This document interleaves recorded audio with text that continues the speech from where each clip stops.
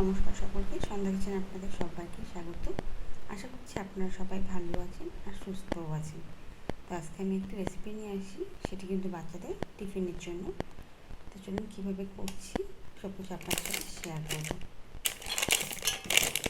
হ্যাঁ, নিয়ে নিচ্ছি সুজি।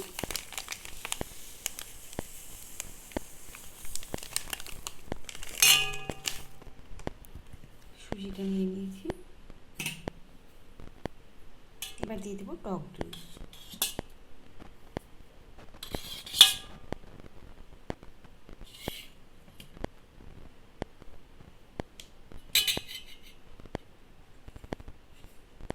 দিচ্ছি স্বাদ অনুসারে লবণ,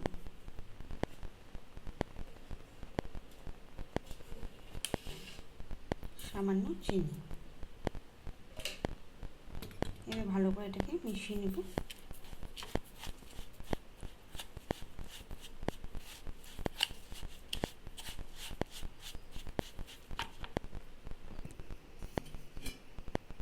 সামান্য জল দিচ্ছি।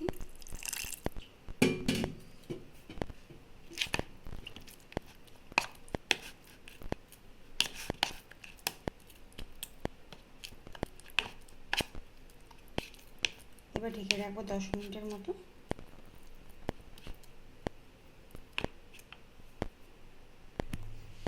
আর এটা চাটনির সাথে খেতে লাগে, তার জন্য আমি নিয়েছি চাটনি বানানোর জন্য রসুন কুচি কয়েকটা, বাদাম ভাজা, একটা কাঁচা লঙ্কা আর সামান্য তিল। এখানে কিন্তু চাটনিটা রেডি হয়ে গেছে। আমি একটু লবণও দিয়ে নিয়েছি, আর এখানে রেখেছি কিছুটা কারি পাতা আর সরষে।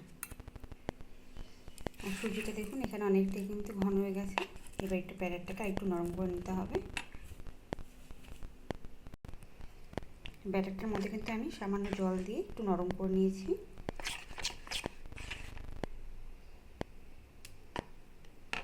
এবার এখানে দিয়ে দিচ্ছি হাফ চামচ বেকিং সোডা।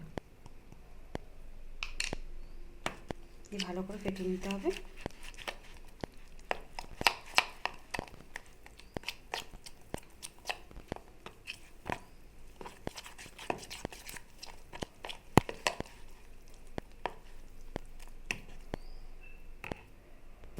এদিকে কড়াইটা বসিয়ে দিয়েছি আর দিয়ে দিচ্ছি সামান্য সরষের তেল।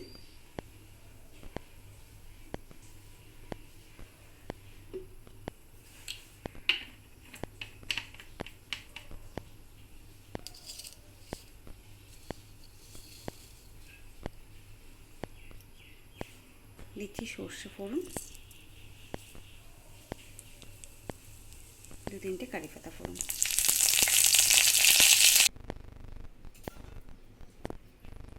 এবার এটা চাটনিটার মধ্যে দিয়ে দিচ্ছি।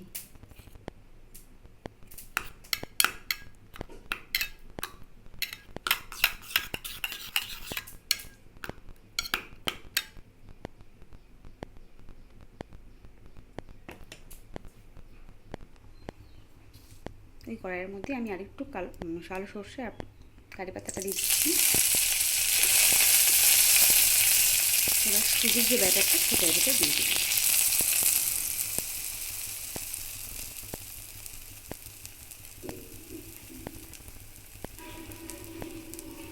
আজকে কিন্তু একদম লো ফ্লেমে রাখতে হবে।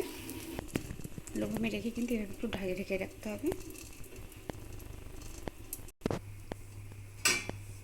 ঢাকাটা সরিয়ে নিয়েছি।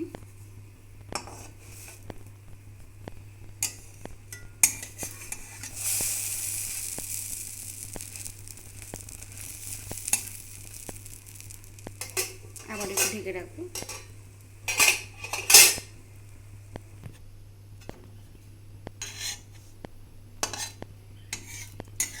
এটা হয়ে গেছে, নামিয়ে নিব। এটা বানানোর জন্য কিন্তু সাদা তেলটা ব্যবহার করবেন। আমি একটু সরষের তেলটা চাটনির জন্য দিয়েছিলাম। এবার একদমই সামান্য সাদা তেল দিয়ে দিচ্ছি।